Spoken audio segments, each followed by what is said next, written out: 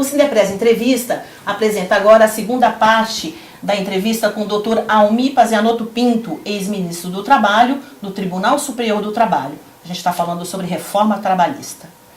Bom, doutor Almir, agora continuando esse tema que a gente estava discutindo, eu queria que o senhor falasse um pouquinho sobre os outros pontos, né, que consta aqui na reforma trabalhista que está tramitando aí no Senado neste momento. O governo havia cogitado de um projeto mínimo, que eu mesmo classifiquei numa entrevista de mini reforma, que seria a validade do negociado sobre o legislado e a regulamentação do artigo 11 da Constituição, que trata da representação dos trabalhadores em empresas com mais de 200 empregados. O relator do projeto, o deputado Rogério Marinho, ele entendeu que deveria dilatar o alcance dessa reforma e trouxe um relatório bastante ambicioso que, segundo me parece, aborda dezenas de pontos da legislação do trabalho, desde definições de grupo industrial, contrato individual, contrato coletivo, criação de conselho de representantes, matéria de direito processual, enfim, um projeto bastante ambicioso, que, se aprovado como está, trará uma profunda reforma ao mundo das relações de trabalho. Nós ainda não sabemos como terminará, porque o projeto agora começou a tramitar no Senado Federal. E eu ouvi uma entrevista do senador Cássio Cunha Lima, que está no exercício interino da presidência, uma vez que o senador Eunício está hospitalizado, e ele disse que ele pretende concluir a passagem pelo Senado num prazo, ele disse, entre 40 e 60 dias. Porque dentro do Senado o projeto passará por 3 comissões e ele realizará 2 audiências públicas. Então é um pouco cedo para se dizer ou para se prever como ficará o projeto. Tudo indica que o projeto aprovado na Câmara deverá ser aprovado sem alterações no Senado. E que se alterações vierem a acontecer, serão através de veto do presidente da República. Lembra-se, porém, que o veto serve apenas para cortar, o veto não serve para acrescentar. Eu entendo que a reforma trabalhista é necessária. Alguma reforma é necessária, porque há um clima, como eu já disse na entrevista anterior, de uma quase total insegurança jurídica, refletida nos números dos processos que entram anualmente na Justiça do Trabalho. O país é recordista em ações trabalhistas, não é? Processos das mais variadas naturezas, nos quais predominam, segundo as estatísticas, questões referentes a horas extras, dano moral e registro em carteira. A questão do registro em carteira, a meu ver, tem sido muito mal analisada pelos estudiosos da matéria, que não se preocupam em saber onde é que há falta de registro em carteira.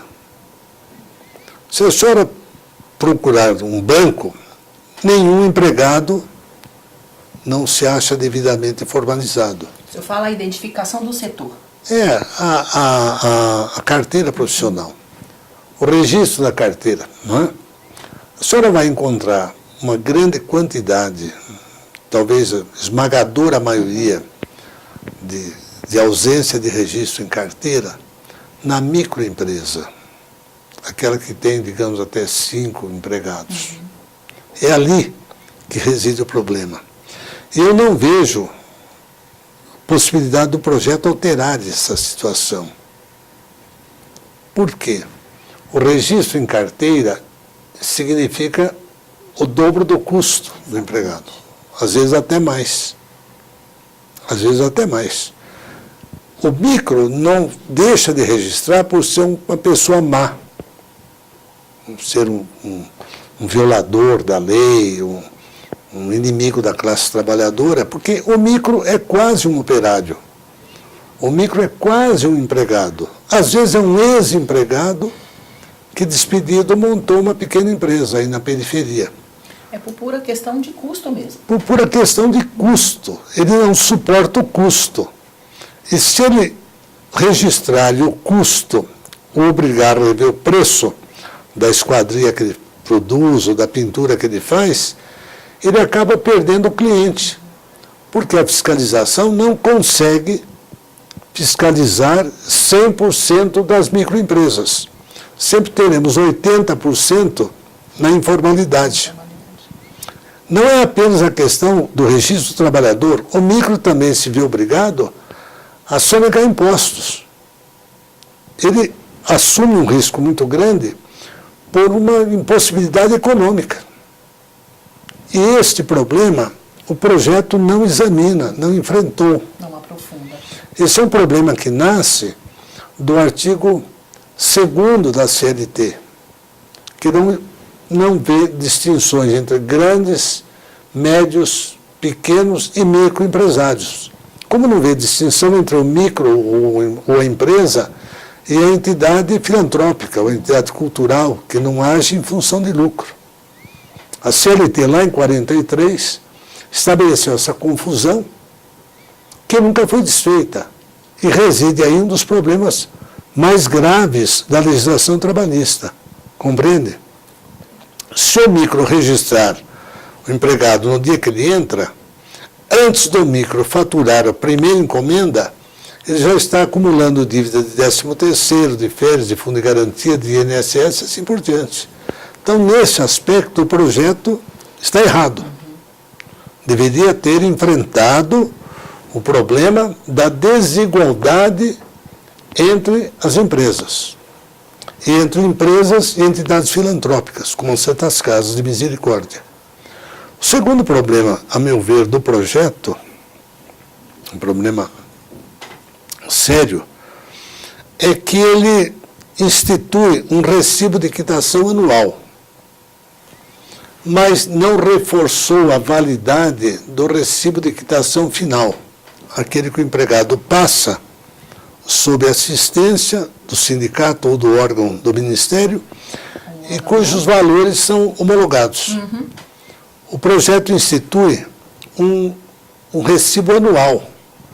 Ora, se o recibo final, a Justiça muitas vezes não dá o devido valor, não dará nenhum valor ao recibo anual. Credibilidade nenhuma. Que o empregado passa enquanto empregado, logo sob absoluta dependência do empregador. E uma das causas desse excesso de processos trabalhistas reside exatamente na fragilidade do recibo de quitação.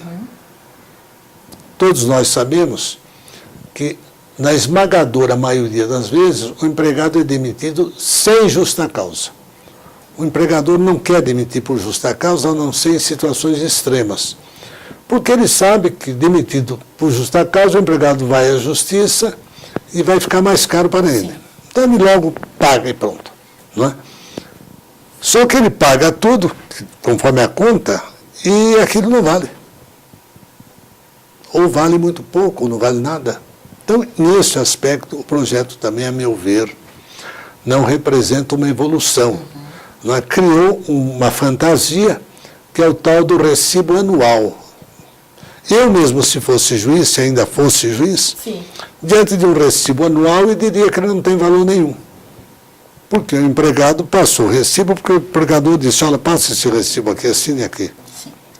E se eu não assinar? Se você não assinar, você vai embora. Exatamente. Você não sabe em que condição que o trabalhador assinou. Não é? Documento, Não né? sabe em que condição. E o juiz vai fazer essa Mas, interpretação. é claro, é obviamente, óbvio, é a obrigação dele. A terceira questão que eu acho relevante no projeto é a regulamentação minuciosa da representação do trabalhador dentro da empresa. A Constituição não pede a regulamentação, a Constituição apenas diz no artigo 11, toda empresa com mais de 200 empregados terá um trabalhador eleito pelos empregados para fazer o diálogo em seu nome com a empresa, um interlocutor. Né? O sindicato nem sempre pode estar lá. Não é? O tempo todo, presente? O tempo todo, então tem lá um interlocutor. Ora, o detalhamento dessa representação deveria ser objeto de acordo, não da lei. Porque a lei vai se aplicar de maneira uniforme a situações absolutamente desiguais. A representação do trabalhador dentro de uma indústria automobilística é diferente de uma representação dentro do shopping center, ou dentro de um supermercado, ou dentro de uma instituição financeira, ou dentro de uma empresa de transporte. Em função das suas diferenças de características. Claro, as características são outras, a representação deve ter outras características acompanhando as características da empresa e dos seus trabalhadores. O projeto, a meu ver, ele é contraditório nesse aspecto, porque ele tenta valorizar a negociação coletiva e numa área em que a negociação coletiva deveria ser, não é, a maneira de resolver o problema, ele regulamenta. Essa regulamentação está certa? Eu creio que não, por ser impositiva.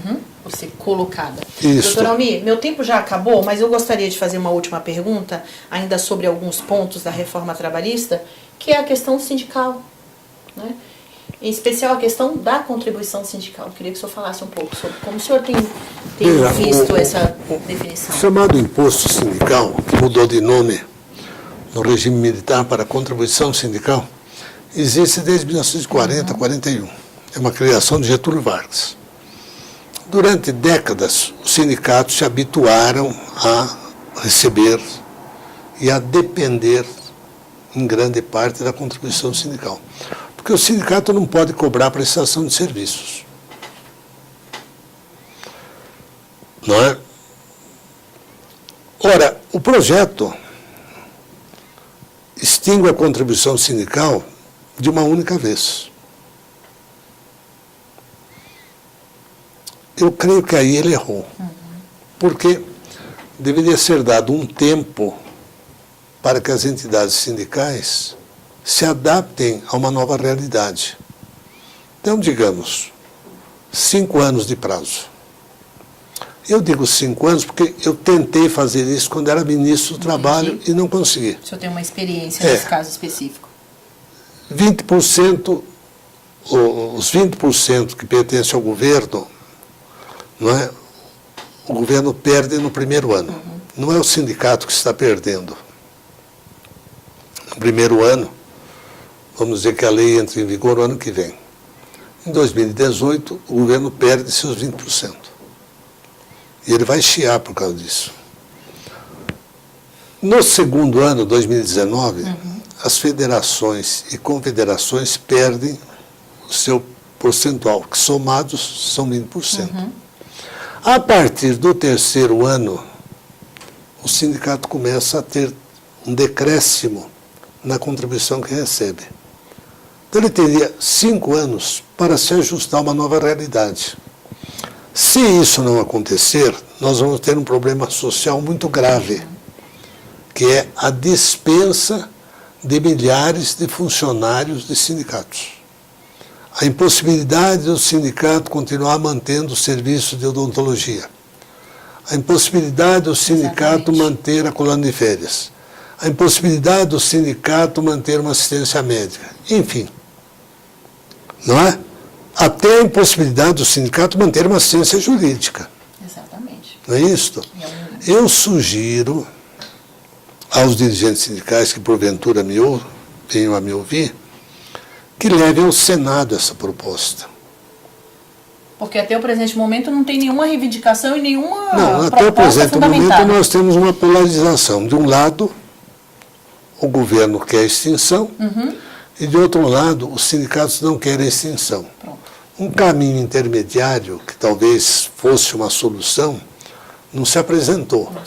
Até porque, durante os 3 anos que o sindicato teria para se adaptar, uma nova fórmula poderia ser encontrada. Nós teríamos o tempo necessário para discutir uma solução que também não ponha a perder serviços prestados pelos sindicatos aos trabalhadores. Eu conheço o Sindiprest, e lá tem um serviço dentário extraordinário, lá tem colônia de férias, não é? Tem um bom departamento jurídico. Então, isso não pode, de repente, desaparecer. É claro que há, na opinião pública, uma tendência a não concordar mais com o imposto sindical. Eu acho que a extinção do imposto sindical significa a independência dos sindicatos. Os sindicatos vão se ver livres dessa constante fiscalização do Ministério Público, que quer saber onde ele pôs o dinheiro, no que aplicou, isso pode cobrar, isso não pode cobrar.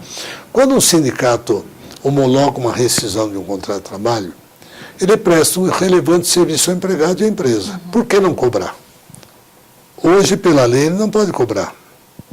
Mas não pode cobrar porque ele recebe imposto sindical. Mas por que ele não pode cobrar numa negociação? Imagine se as partes, se os trabalhadores e o sindicato e a empresa fossem contratar um advogado para uma negociação coletiva. Quanto é que esse advogado iria cobrar? O sindicato faz a negociação coletiva, que beneficia a todos, sem cobrança. Então vamos dar um prazo para que ele se adapte a uma nova realidade. Ok. Doutor Almir, muito obrigada. Eu que agradeço. Muito obrigado. Espero ter sido útil. Ok. Muito obrigado. A todos que nos assistiram, um grande abraço e até o próximo programa.